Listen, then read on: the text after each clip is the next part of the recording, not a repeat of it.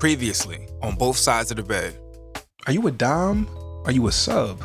Or are you a switch? Let's talk about submission first. I think submission gets such a bad rep because when people hear submissive, they automatically take on a negative connotation as weak or less than. I think it's all about allowing yourself to be led and to release control, to just be present and just like fully trusting. In the world of BDSM, this is where, that DS dynamic kind of stems from. But though it is kind of sourced and originates from there, that's not the only part of it. The kink parts of it are just a small part of what it means to have a dynamic. And having a real flourishing DS dynamic goes so much deeper than sex and kink. It goes so much into who we are as people, what we need from our relationships, and how we can be better functioning. And I think my favorite part about it is just the self-discovery aspect, and also once you discover it, that self-understanding of really knowing this is what I need in order to be a positive light in this relationship. This is what I need in order to function better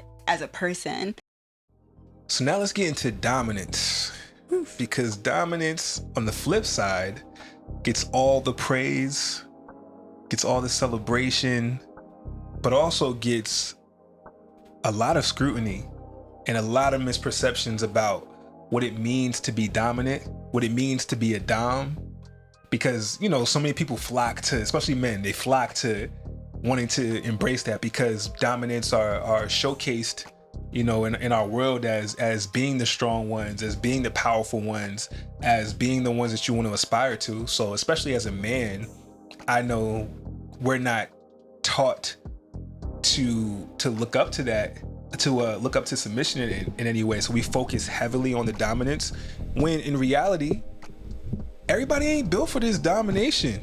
Everybody is not built to be dominant. That's not your personality type. And we'll go over the different styles of dominance, because dominance does not look like one thing. Everybody has that 50 shades of gray. Even him, he wasn't the most aggressive. He's a sadist. He was a sadist, but he was very relaxed. But I think a lot of people have that super aggressive asshole dominant who's just a dictator and is just damn near a bully in a sense. Yeah. And is never fucking smiling, always angry, always just mean and cold-hearted. And a lot of times we have that in our minds. I know I did personally. So there's a lot of misperceptions around dominance, but I think dominance is crucial. It's so important. The dominant people of this world are the ones who help keep the world going, or the ones who help lead, the minds of those who are not the most dominant.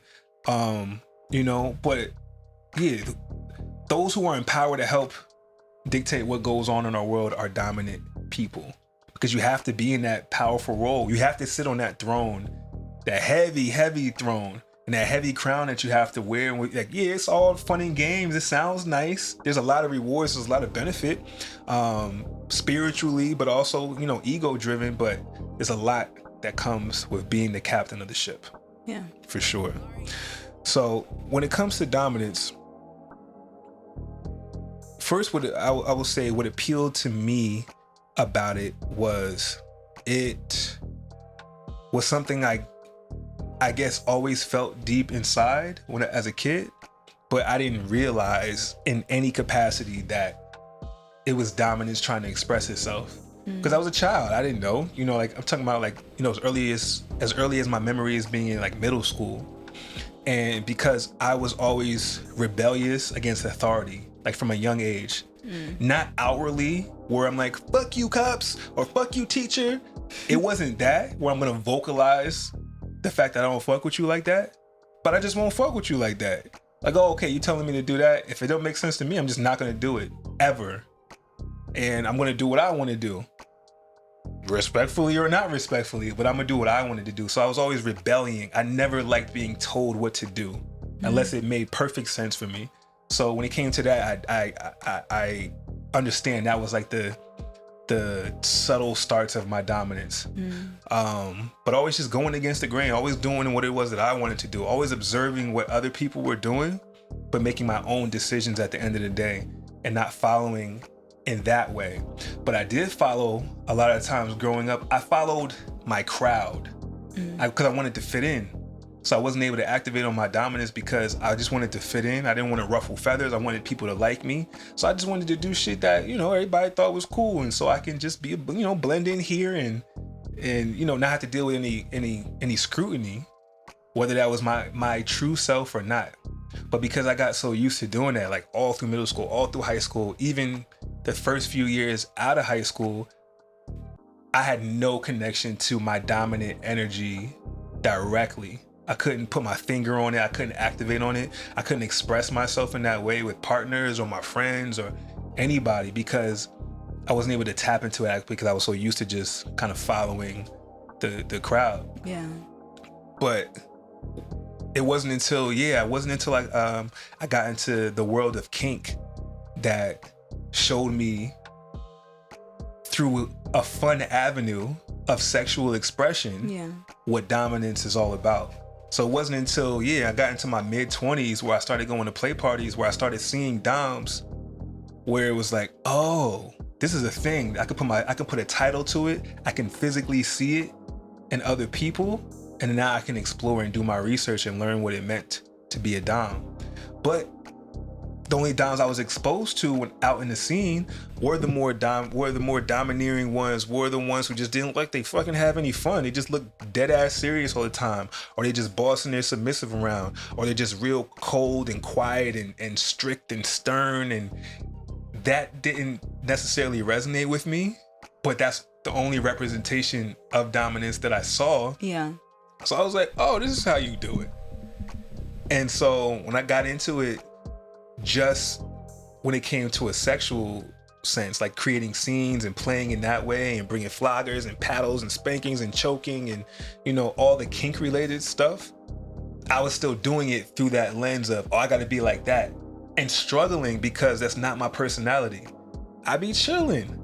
I like to have fun. I like to smile. I'm cool, relaxed. Like I'm genuinely a nice person. I'm not a pushover, but I'm a nice person. I don't like to boss people around. I don't like people bossing me around. I don't like, when it comes to us, one thing you will not ever say about me is I'm strict. Yeah. Because I don't think necessarily being strict is what's necessary to achieve your goals. Sometimes it is. Being disciplined absolutely is. But being strict just for the sake of bossing you around and being strict, that doesn't resonate with me. So I struggled for a long time when it came to developing my dominant style for us, because I still only had those few reference points. But it wasn't until like I really dove into the research that I realized there's so many ways of doing it. There's no dom look. There's no way. There's no specific way to do that. The key areas of being a good dom is being a good leader, is being a good protector, is being a good provider of what your submissive needs, and also what your submissive wants when they've earned it. Being strong and confident and courageous and being able to continue to show up every day. It requires a lot. You can't take a day off. People are relying on you. You can't take a day off. So it requires a lot of power. Like where submissive can maybe have some space where, hey, I'm not feeling at my best. I'm gonna lean on you right now. There isn't really a true place for that with a dominant. Not really. Like when it comes down to it, not really. You know, I can lean on you and I can have support on days when it's tougher for me, but overall, I gotta keep it together. Like if I was a whole ass mess, we'd crumble quickly. It would all come crumbling down. So that's the flip side. That's why I say it's a heavy crown where it seems fun and cute and all that. Yeah, I get to boss you around, tell you what to do, smack your ass and all that. Yeah, that's nice. You can do all of those things, but there's a lot of responsibility when it comes to being a dominant. Yeah. And the most important part of it is the mental side, making sure that I'm growing. At least for me, I can't speak for other people. Other people have different goals, but for me, I want personal growth. That's the most appealing thing to me about being a dom and dominance is I know this is going to help me grow as an individual. It's going to help me increase my confidence. It's going to help me increase my self-worth. It's just going to overall help me be able to be a better person through my leadership in our relationship. Yeah, no, I definitely understand where you're coming from with that. And in my life, and in my family dynamic prior to you, I had to be that. I had to make sure certain things were done because they wouldn't get done. And if they didn't get done and I didn't assure they would get done, then just stuff would crumble. Especially like when my mom got sick, it's like she couldn't do that anymore. And nobody was stepping up, and I was the youngest, and I had to figure that out. So I had to be in that role for years of just like, and young, very young. I'm talking like 18, 19, and just try to figure that out because nobody else could, just for the sake of grief. And being in that space of like, oh, like people are not capable right now, so if I don't make sure this gets done, then like lights aren't getting paid, like rent isn't getting paid, evictions are happening, and having to deal with that was a lot. So going from that to trying to just completely take off that hat and be completely submissive was a lot for me, because it's like I know what it's like to just completely trust, and for not only them not to rise to the occasion, which is okay, but to not articulate that, which is not okay. And then just shit is hitting the fan left and right, or I'm thinking it's one thing and it's the complete opposite and worse. I ran into that situation too many times to let go so easily.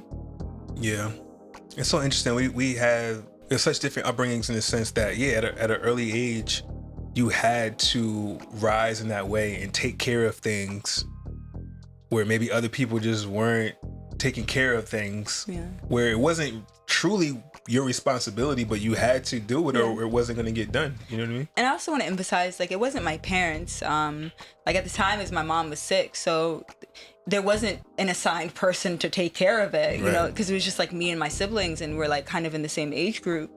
And I just don't want it to come off like my family just like dropped the ball on me and like we were struggling. It was just like we were all in the same boat and somebody had to do it. So I was the one that did. Yeah, none of y'all should have been required to take on such a level of responsibility so early. So you had to wear that hat, and so you had to harden up, you know, to take care of life, especially being a woman, especially being an extremely attractive a woman where, you know, that could kind of convolute things a bit. You know, having to take on all of that was very different than my experience. I was sheltered in a sense. You know, my parents didn't mean to, but they did shelter me. Like, I never had tough times. And I think as a man, you need to go through those kind of things, whether it's just based on your circumstances or your parents specifically teaching you lessons, like maybe taking things away from you or maybe not giving you things so easily. Yeah. That is needed. That is needed. At least for a man, I can say that is needed if you want to, you know, move in that traditional male role at some point in your life. So I didn't have that. Shit was always available for me. I always had my needs taken care of. So I didn't have to go get. I never had to go get it. I damn sure never had to lead anybody else. I didn't have younger siblings. I never had pets. So I didn't know how to do the leading thing. Yeah. So it wasn't until you where I had to do the leading thing. Yeah. Because Jazz was so young during that time. Like, yes, I'm leading him. He's a child though. There's only but so much that he's gonna do. Yeah. But like, I never had to lead a whole ass adult before. You know, but so through going through this, like, it really taught me what it takes to do this. Yeah, and even like in my earlier childhood, when I had my parents, they spoiled me, and that's where like my inner princess comes from. My mom literally called me princess. Like I was spoiled, and I had absolutely everything. I wanted for nothing. Any new gadget, new thing, like I had it before I even knew that it existed. So that's how, like, also, like in the same, like on the other side of the token, it was easy for me to be like, oh yeah, I can step into that role, because I already knew what that was, to just be taken care of and catered to. And my mom kind of raised me to be like, you know, like, your man is supposed to open doors for you and take care of you and provide for you, and that's what my father did. Mm-hmm. So and I knew that's why it would be easy for me to transition into that, but I just had to shake some things off. Right. Yeah. But I would say the benefits, at least for me, in being a dominant is personal growth, like completely outside of you. you are a very strong secondary benefit of me embodying my dominance.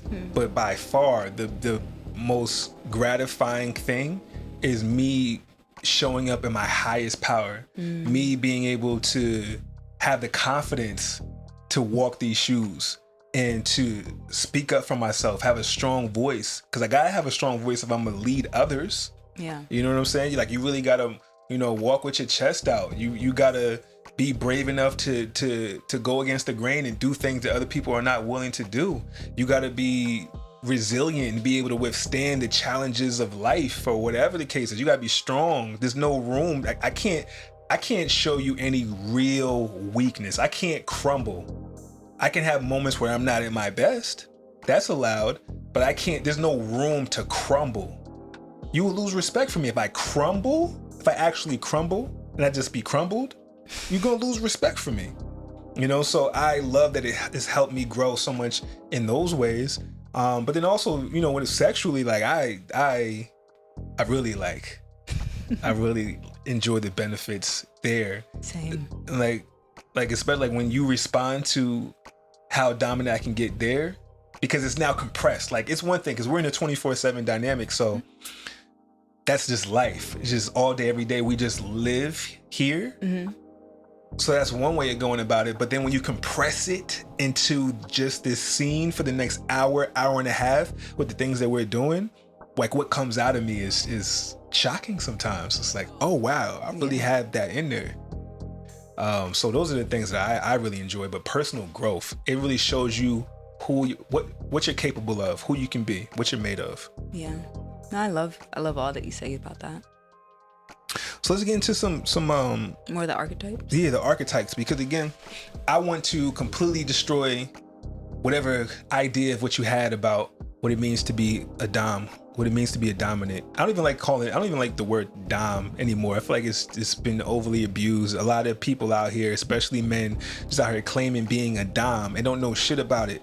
Don't know how to respect others. They think being a dom is being an asshole, to disregard others. I think a dominant is being able to completely respect others, and because you're so embodying your full energy, others respect you. I'm not trying to be above anybody else. I'm trying to show up as my fullest self and just shine in that. And that's it. You can't be insecure and want to be a dom. That you out here trying to do some ego shit then. If you out here trying to have this facade, this mask of confidence and power and strength, but internally you're a little bitch.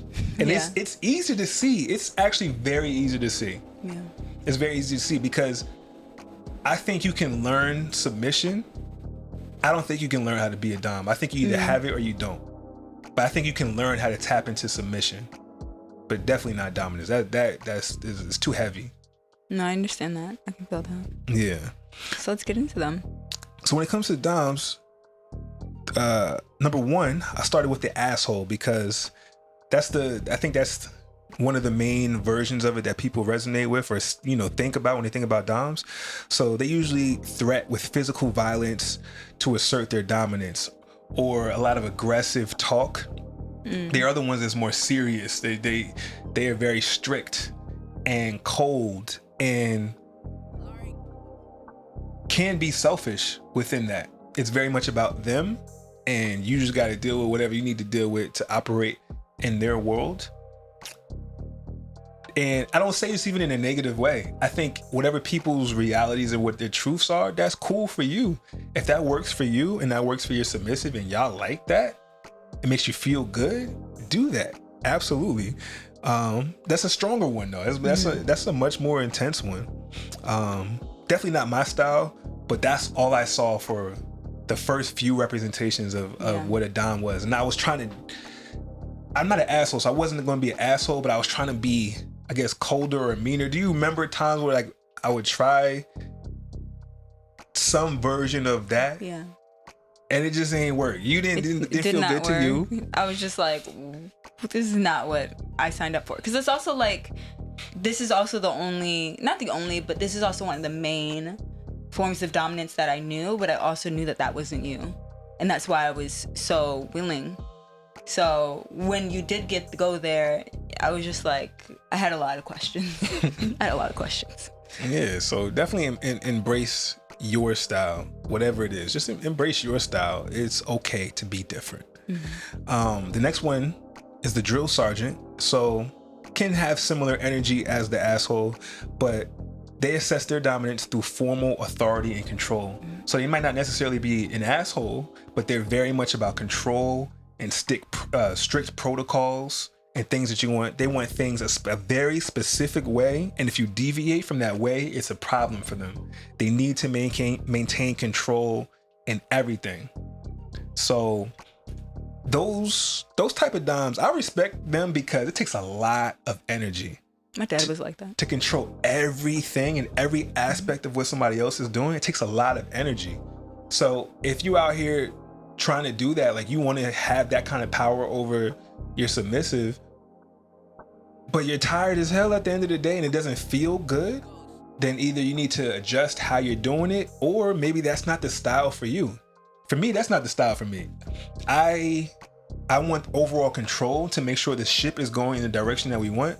But like I say to you, I don't want you in a cage. Yeah. I want you in a backyard, so that you have room to roam and be free and play with the toys and the grass and pee where you want and all of that. But you're still in the confines of my backyard. Yeah. So you can't venture out these walls beyond this fence. So I've set my parameters, but as long as you stay within the parameters, it's cool. Do your thing. Yeah. But you're still in my backyard. No, I understand that. The drill sergeant, my dad was like that with his children. He was like that with y'all? Yeah. Like that? That's strict? Yeah, wow. He's very strict. He came off very cold.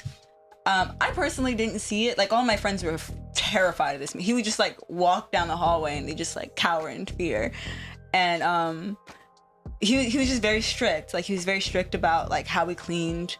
If it wasn't cleaned properly, it's just like, okay. His thing was the trash bag. Like, if it wasn't in its place, it goes in the trash bag. And if it goes in the trash bag, it goes outside.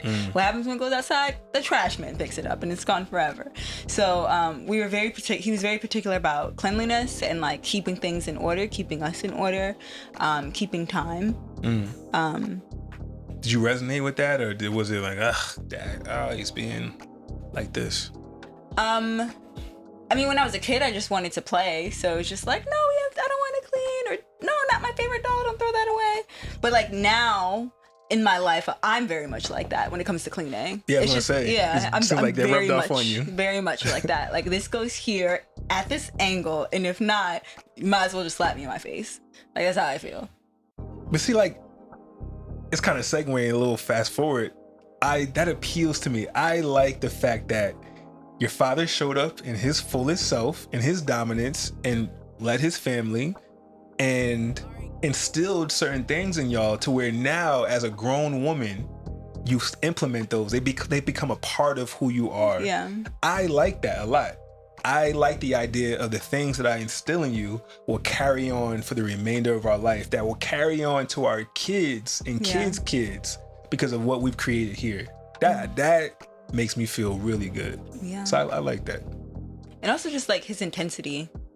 Like my sister and I, like, we would hear him coming down the stairs, and every time he just saw us or just witnessed us in some room in the house, we would be told something to do. Like, why is this pen on the floor? It would be something. So we would just hide in like stupid places that's like, you're obviously hiding behind the curtain. Like, what are you doing? But we would always do it. And I didn't even realize we did it until my older sister, who didn't like live with us at the time, mentioned it. She's like, y'all just run like roaches when the lights turn on. But no, definitely those things are definitely instilled in us. So next we got the smartass. So the smartass is the holy one. They rely on knowledge and elitism to dominate others. So I liken the smartass as someone who feels they're holier than thou. They are on this pedestal. They're untouchable in a sense. They kind of move with that energy, and that they know everything. And I think that can be to your detriment if you think you know it all. If you think you know a lot and that's kind of just a style, you confident about that, that's cool. But I just caution them to allow space for growth, because I think they can run into the challenge of not growing anymore because they think they've already reached the promised land. But they are definitely the ones that live heavily in that and that feel like the elites of the world. And then next we have masters of the universe. So they combine aggression with wealth and intelligence to dominate. So these type of doms, they lean heavily on their financial means, their resources, maybe their status in their careers, what they've accomplished, their influence over others as a whole. They lean heavily on that in order to influence what happens in their relationships with their submissives. So I think if you have a really good grasp in these areas of your finances and your intelligence, and you're just good in that, I mean, when you have a grasp of those things, you're naturally going to ooze uber confidence, as long as it's in a controlled place. But you got to be careful with that, because you can lean so much into that you get lost in it. It's almost like being very attractive. When you're very attractive, you don't have to try as hard as someone who may not be quite as attractive, because people give it to you so easily because of that power you have from that. So it makes you lazy. It can make you lazy in your relationships as a whole. It can make you lazy in the bedroom.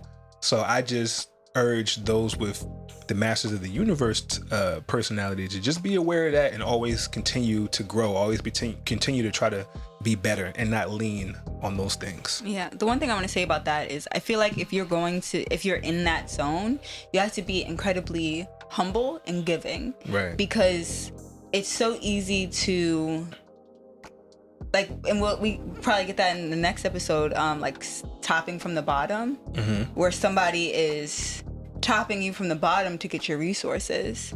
And it can happen because I think being a master of the universe, like it even says here, just being cocky. Yeah. And then people would just want to use you because you're being an asshole. You're being just like this cocky little thing that thinks you can do absolutely anything because you have money. Right. So people would, what's that word? Not expose, but abuse that. Exploit? Yeah, exploit that. Yeah. And so you have to be humble, you have to be kind, and you have to be giving with it and not manipulative with it. And real quick, since you said topping from the bottom, I think, it's fine to reference it. Topping from the bottom in a more sexual sense means that the submissive is trying to dominate from the bottom. So they're trying to still maintain the idea of being a submissive and be in their submissive headspace. I mean, not their submissive headspace, but being like to have a submissive mask on, but be actually trying to dominate the situation. So trying to tell the dominant how to do things, how to run the show, but they still have on their nice, calm, kind, submissive voice or choice of words in that. And that can be a huge issue. It's like, no, we have our roles. This is who you are. This is who I am. And you got to stay in your lane. Yeah. But some submissives who really should be switches, who maybe what's trying to emerge is some dominant energy that they have in there, but because you've agreed to be a submissive, that's your role right now. So unless you've changed your agreement to now be a switch, you should stay in your lane. Yeah. And it doesn't just happen sexually, it can happen in the relationship where somebody is wanting to dominate, but you're just like sidestepping them and trying to control how something is playing out, because and that goes, I think, into that lack of trust. Yeah. Of you don't trust that they're really going to dominate properly, so you are going to take control but mask it as submission in some way. 100% comes back to the trust. Yeah. 100%. So next we have Rising Star. So this is definitely one I resonate with. When I'm most tapped in, especially when I was first learning about this, I definitely resonated with this. They use their ambition to fuel their power to establish dominance. So naturally, I'm a very ambitious person. When I decide I want to do something, I go for it 1,000%, and I don't want to do it unless I'm going to do it great. I want to do it at my best. I want to see it through. I want to be able to experience all the facets of the thing. So when deciding like, I want to be a dom, I like this shit, this makes sense for me, I got heavy in my research and I started implementing things, whether it was sexually or non-sexually, but especially the sexual things, and getting all the new toys, and I'm beating asses, I'm choking necks, I'm like I'm feeling it's not like a forced thing. Like I'm feeling it coming out of me naturally. I'm not trying. I'm allowing. Yeah. Instead of trying, I'm allowing. When that was happening, it was like, oh yeah, okay, I'm on the rise. I got this, and it feels really good, and it really helps boost your confidence. So I think when you're in that space of your dominance, that's an excellent energy to be in. That's a very enjoyable time for you and your submissive, because it's very pure and it's full of exciting energy because it's so new and you're trying these things out and you're discovering things for the first time, and it's a very beautiful space to be in. Yeah. Anything to add? Okay. No, I think that it's I think that it's beautiful to have that ambition, and I love that is your type of dominance, because you pull that out in me as well, of just like knowing what my ambitions are and pushing me to go there. So it's such a benefit for me, and also seeing you, especially like when you're on a roll. When you're on a roll, it is just impeccable, and it's just amazing to witness, and to just see how much power and control you have of your life, and deciding, okay, I want this, and then this happens. I've never seen you desire something and not get it. And not to say like, you know, you always get what you want, but it's more so your ambition for it is so strong that it forces it to just align. And it's beautiful to witness and to be a part of. Yeah, Rising Star is cool. Then we have the Cold-Hearted. So they dominate through emotional detachment and social pressure. So I feel like the Cold-Hearted is Cold. It's very cold. I feel like the Cold-Hearted is kind of limited to wherever they come into the relationship at. It's hard for them to grow because they're so closed off to the communication coming from their submissive. So it's hard for them to tap into their submissive's emotions because they don't give a fuck, really. Mm-hmm. They're really self-centered and focused on what their agendas are, what their motivations are, what their desires are. They're not, you know how when I said it's the submissive's needs, the dom's needs, then the dom's wants and the submissive's wants. They never get around to the submissive's wants like that because they don't care enough to see it through the whole cycle.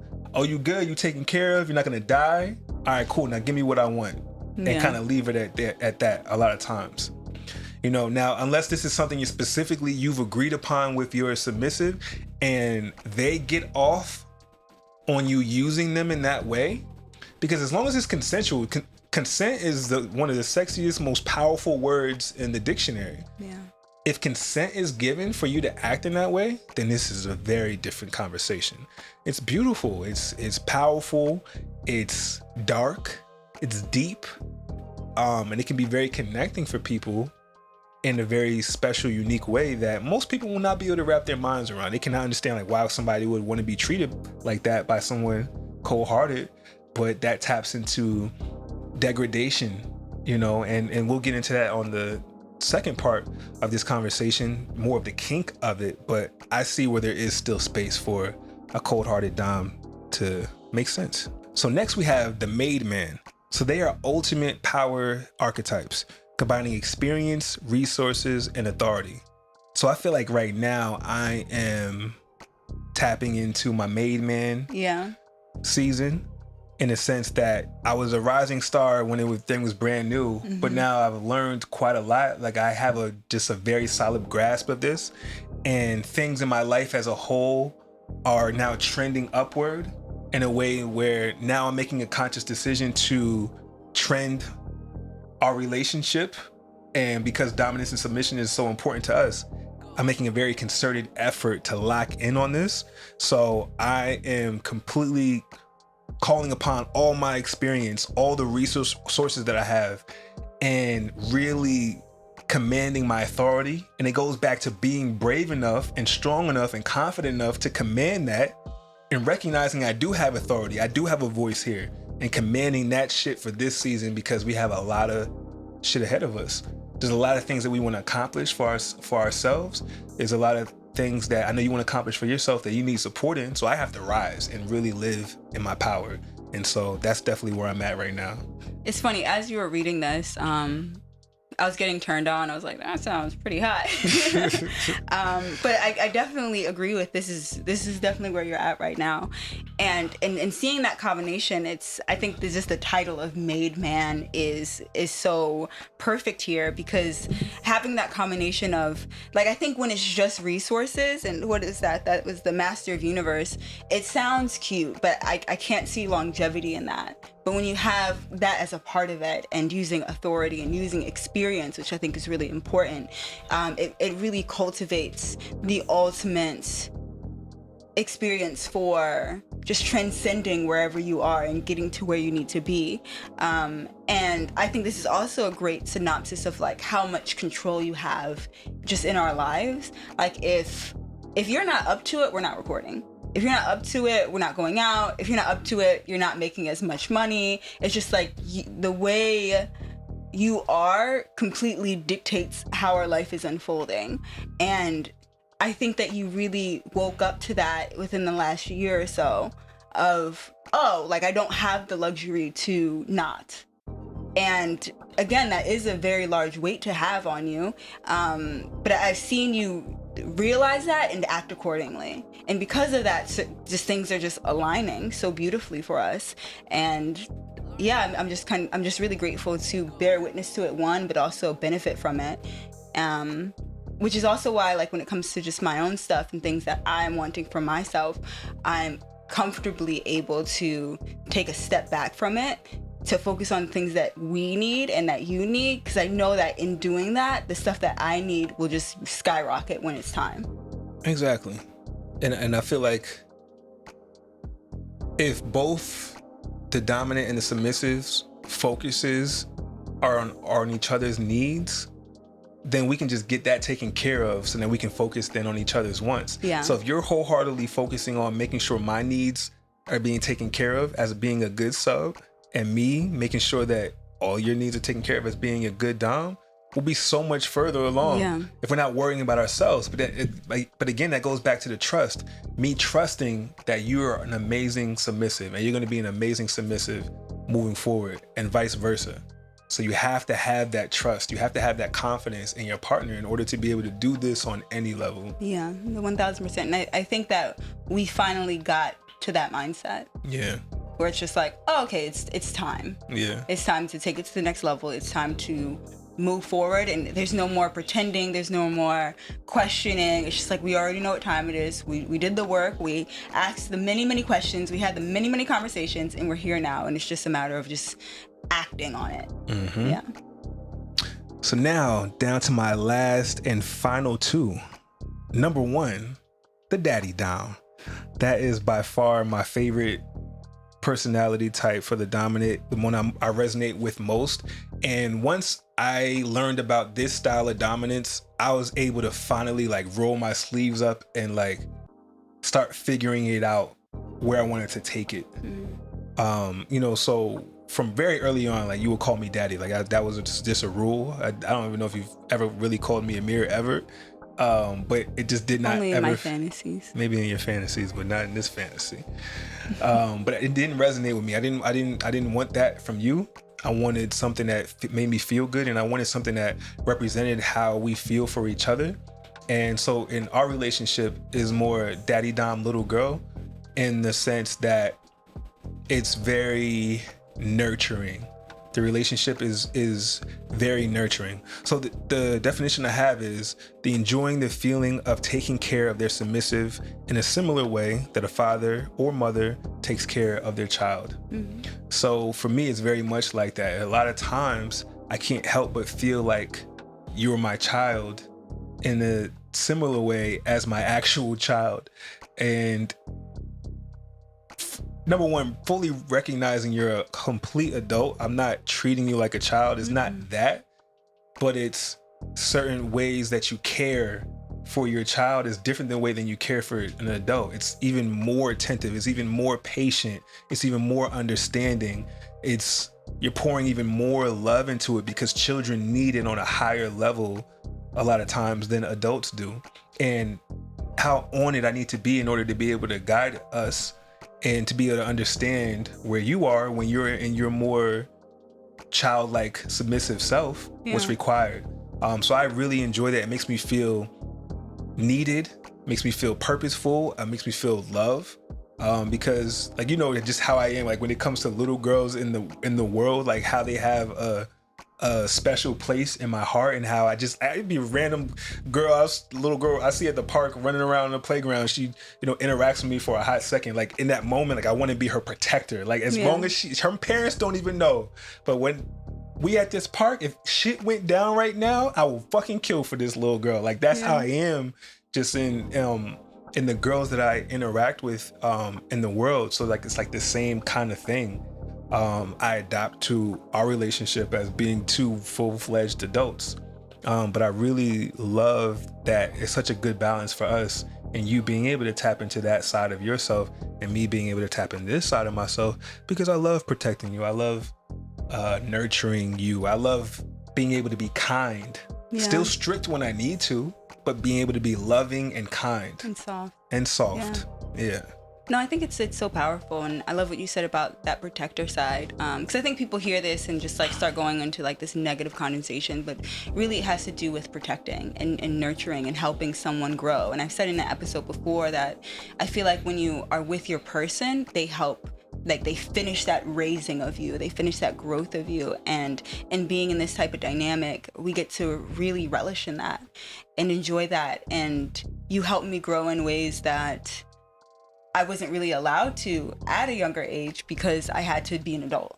I had to rise to this occasion and do these things even though it didn't feel good, or I wish I didn't have to. So it's really allowed me space to re-enter that and be present with myself in that way, and just kind of just know that I'm protected. Right. No matter what's going on, no matter where you are in the world and where I am, like I am protected and I'm loved and just nourished to a high level. Right. Yeah. It helps make me very clear on what my responsibilities are in this relationship. It helps make it very clear. Like as a father, I know very clearly what my role and responsibilities, my obligations are, and it's the same thing with this.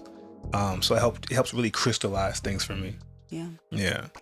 And so the last one I threw in here was the sadist.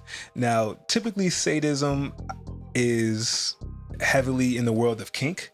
And in our next episode, we're going to go into the kink version of everything that we discussed here. But the reason why I threw that in there, because for DS dynamics that are more 24/7, that do go beyond the bedroom, I see how sadism and masochism does spill into the world as a whole, because as humans, we have the power to decide what our reality looks like. I think we just get used to being force-fed other people's ideas of what our lives should look like and what the rules should be and what's acceptable and what's not acceptable and what feels good and what doesn't feel good. For some people, like specifically, let's just focus on, let's say degradation and humiliation. That's an extreme kink for some people. Yeah. Extreme kink. Like, why would somebody want to be degraded? Some people just cannot compute why someone would want to be humiliated and degraded or beat, and it feels good to them. It makes them want more, and they like that. But if it doesn't resonate with you and you don't understand it, that's cool. It's just not for you. Yeah. But for those who do resonate with it, it means a lot to them. It holds a lot of meaning, and their experience is no less than an experience because you can't compute it. It just ain't for you. So the reason why I said sadism is because it made me think about how, like a sadist, a true sadist is not going to sadist when it comes to a sex scene and not sadist in any way in their real life. Somehow it's going to translate. Yeah. Somehow maybe they enjoy watching a scene of an accident on the side of the road. Like they want to see how fucked up somebody got or how their car is. Like maybe it is. Or maybe they see an animal on the side of the road all hurt, and just something about it makes, I don't know, they like to see that happen, you know? So I think instead of running from this, because it's a darker, more intense energy, I think it's important for us to recognize as people, like sometimes we like dark shit in life. It's not just bedroom. Sometimes we like darker shit. Some people like fucking horror movies. Some people like rom-coms. Everybody likes different things. But for those who like the horror shit and likes darker shit, honor that within yourself and figure out how you can have a safe, healthy space to explore that where you're not interfering with other people's experiences. Because it's detrimental for you to close that part of yourself off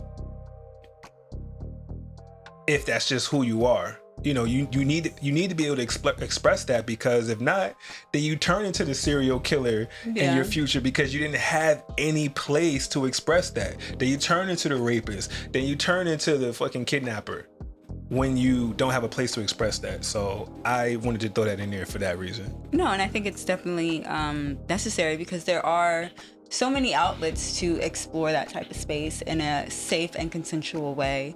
And there are so many dark parts of our minds that sometimes we're too afraid of to fully explore. I think I'm like in my dark era right now where I'm just exploring, you know, my little sadist ways. And it's been fun to, one, navigate it, but also to realize that it's there, like fully. And it's cool. Yeah, we're such eclectic beings, and I think that putting ourselves in this box of, well, this is good and this is bad, so we have to stay away from the bad. Sometimes the bad is good, especially if you're doing it in a healthy way. Exactly. So just understand that, and as you're seeking out these types of experiences, do your research, know what you're getting into, know what is your limits, and explore them. Exactly. Consent is sexy. Consent is sexy. So now let's move on to a very interesting position to be at in your relationship if you are a switch. So we talked about being a submissive, we talked about being a dominant, and now let's talk about being a switch where you resonate with both sides. So something about what we discussed on each side of the fence resonates with you. Fully. Yes. You're the type of person who maybe in the mornings when you start your day, you like to be in your dominant headspace. You want to get shit done. You got things to do. It helps you function in the world. But after 5 p.m., 6 p.m. That is me. Yeah, you want to come home and be with your partner, and you want to turn all of that off and be somebody else. Yeah. Even if you're interacting with them during the day, like we work together. So maybe, for example, let's say in the day, I'm in a space in my life right now where I can't run the show out. I got work to do, but I need you to help me manage my day. I need you to help me manage all of that shit. And then at night, I'll be more dominant with you in the bed. But I need you to handle all of that. We might be in the season of that right now in our lives where you're running the show during the day. But maybe 6 months from now, a year from now, it might switch back to another part where I want to handle that now. I can do that, or I want to. And then we switch roles in that way. I really like the power of a switch because they just have the best of both worlds, and it's so creative balance. And it's so free. You're not limited to either version. Yeah, and the definition I have for this is switches have the versatility to switch roles based on the preferences, desires, or the specific dynamic they have established with their partner or partners during a particular encounter. They may alternate between being dominant or the top and a submissive or bottom, depending on their mood, their partner's desires, or negotiated within their agreements. I think in life I'm a switch. Like I think what you explained was very much me. Like in the morning, I just want to dominate life. I want to get absolutely everything done. I'm like a drill sergeant with time, and it's just like, okay, these three things need to be done before like 4 p.m. because all of a sudden my sub just starts knocking at the door like, okay, let's put that hat down, and it's time to just kind of relax and release. And with you, I am completely submissive. But like in our day-to-day life, when things need to get done, like my dominant side starts to rear its head. Yeah, it's like I don't feel your switchiness, but I see your switchiness. Because when we're together, you're not going to show me any dominant side, so I can't experience that side of you directly as it relates to us, but I see how your dominant energy tries to come through.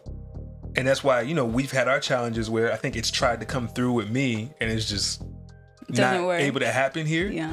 So that's when we clash, because you're not trying to be dominant in that moment, but you're exuding dominant energy in that moment. And because we've already established what our dynamic is and that the basis of how we are supposed to move, that completely contradicts what we've agreed upon and what we're going to do.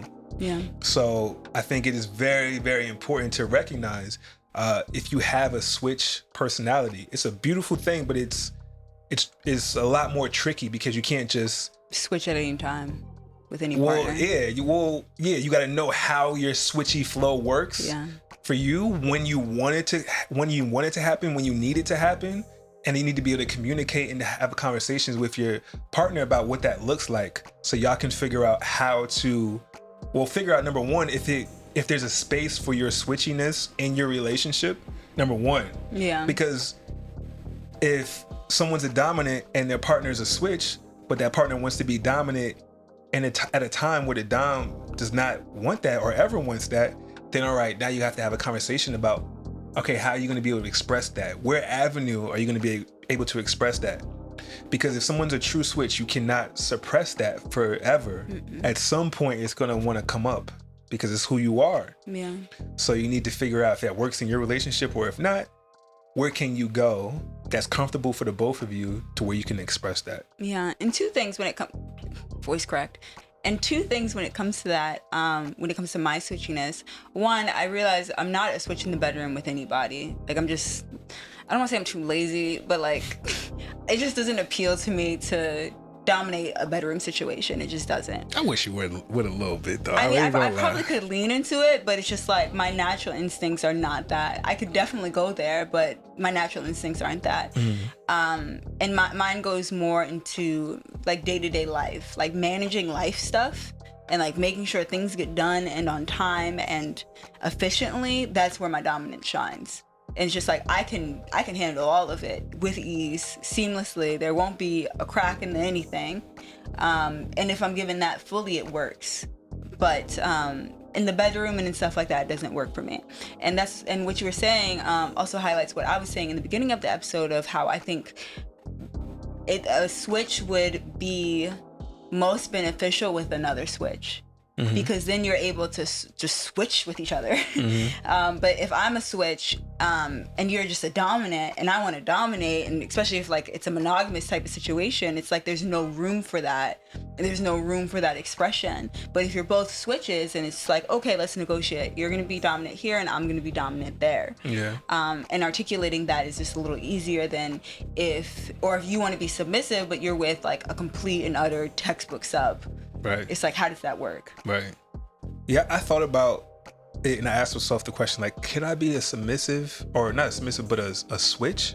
Like, is there any possibility for that in my reality?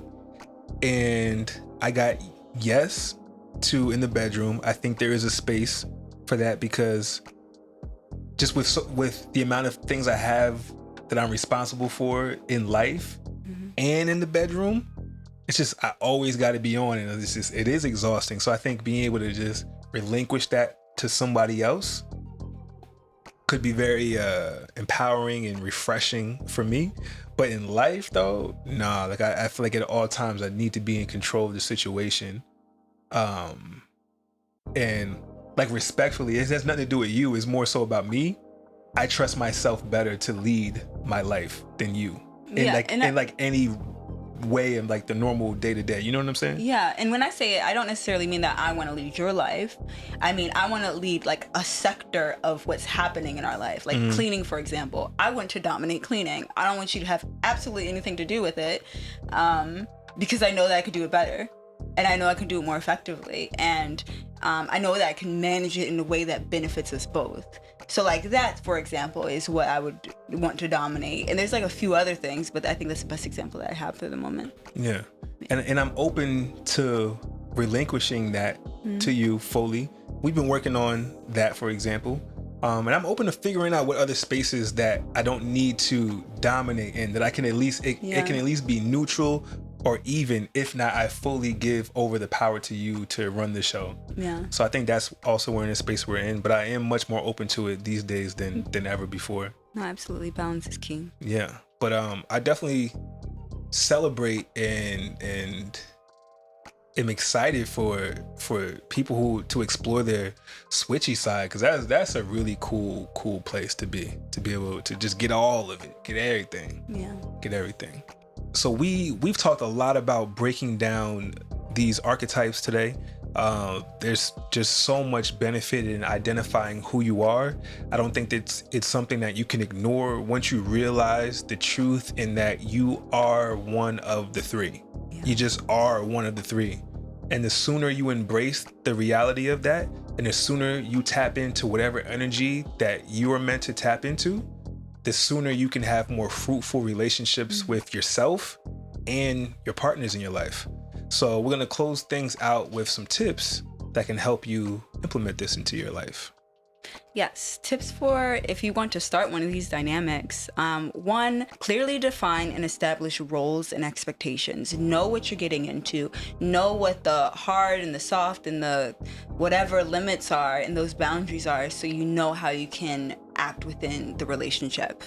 Communicate openly about desires, boundaries, and expectations, and communicate often. Have those check-ins, whether they're weekly, bi-weekly, monthly. Check in with your partner so you know, like, hey, this has been going on. Does that feel good? Maybe it felt good in the beginning and it might have changed later on. So be open about that communication as well. The third one is to establish clear consent and a safe word system. A safe word system is to be able to clearly establish what is happening in a particular experience and to articulate that in the moment. So if you feel like your boundaries are being pushed or something's happening that you just don't feel comfortable with or don't feel safe with, you're able to say the specific word. For us, the word is red. If that is said, then there's no question, but it wasn't that, it stops. And then we can unpack that, but it just stops immediately so that everybody involved can feel safe and secure.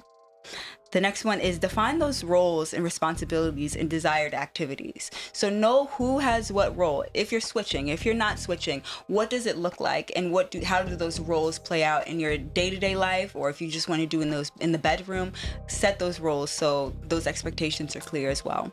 Find and implement rituals and routines that resonate with all involved. So a ritual can be like every morning you bring me tea, or it could be at night I kneel at your feet. Whatever those rituals are, they can be anywhere from something as light as one to going deeper. Setting rituals are all about showing a representation to your partner that I love you, I love this dynamic that we have, and I want to express it to you. And in doing these rituals, it shows respect to the dynamic that we decided to be in. It's an exercise in your commitment to your process, to your role. So it's an outward expression of what that means to you. Yeah. In a reaffirming of what it is. I do this every day to reaffirm and further cement what it is that we're doing. Yes, and also I think just to show respect to the dynamic. Right. Because there's us and then there's the dynamic. The dynamic is its kind of own entity. And even those days or in those moments where it's like, you know what, I kind of don't feel like it, or like I'm not in the mood, you're respecting the dynamic and you uphold that to almost a vow. Right. And to honor that. Another one is to find so that was the same one. Another one is to respect and explore individual limits and boundaries. So we talked about that before, just really understanding what is a hard no and what is a soft no, what can be pushed, what should never be pushed. Knowing those boundaries and articulating them is vital, and having that consent to do whatever you think is necessary. Maintain consistency and accountability. This is a big one. Being consistent, especially if you have those rituals, keeping yourself accountable of, you know what, this is your role, and if you're not stepping into that role, I'm telling you this so that you can rise to the occasion, because I don't want you to crumble. And a submissive has every right to hold their dominant accountable as a dominant has to hold the submissive accountable. That's the only way both parties can grow.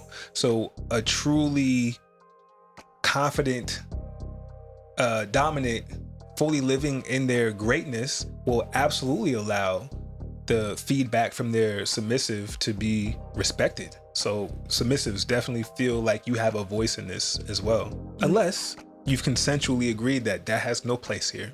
Yeah, 1000%. And the last one is regularly check in to assess needs and make adjustments as necessary. as I said before, sometimes you start out with one thing and it's great, and then later on it is the opposite of great. So assess what's going on, renegotiate, have a contract of, what all this is, have it written down of just, all these starting points, so you know what's going on. You also have a reference point. And when it comes time, maybe you do a 6-month renegotiation, a year renegotiation, have that check-in point so you can look at what you have agreed to. Is this something, maybe I agreed to it in January, but in June, this is just not something that I'm capable of doing for my own self or for you or whatever it is. Check in with each other, check in with yourself, and renegotiate as necessary. Absolutely. So we covered quite a bit in today's conversation. I'm really grateful for this myself, just to reaffirm and just refresh on a lot of things, because, it is a lot to take this on. Is a whole new way of going about your relationships. You're not haphazardly just doing them and figuring them out along the way without clearly knowing who you are or who your partner is. But now you're equipped, so I feel a lot more equipped in what we're doing as we move forward into our days. So I'm excited to continue. We're going to definitely have a lot more conversations centered around kink and BDSM as it pertains to DS dynamics, and just more on DS dynamics as a whole, because it plays such a huge part in our relationship, in our lives, given that, we aspire to be the best 24/7 DS couple that we can possibly be. 1,000%. So stay tuned for more as we discuss more of these. But as usual, if you found value in today's episode and you rock with us and you love us, please show your support, please show your love by sharing this conversation with somebody else, by reviewing, by leaving comments, by liking things, by engaging with us so that we can engage with y'all and we can continue bringing this amazing content to you. Yes, and if you're interested in exploring a DS dynamic, or you want to take your intimate journey to the next level in many other ways, you can do coaching with me at b-intimate.com. Ahmir and I are also doing coaching together, so if you want some tips and tricks and help to figure out how you can start or flourish in your already DS dynamic, then we are here to support you. Yes.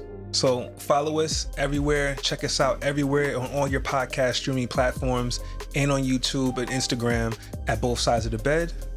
Check us out at share at bothsidesofthebed.tv if you want to let us know anything, you want to share anything with us.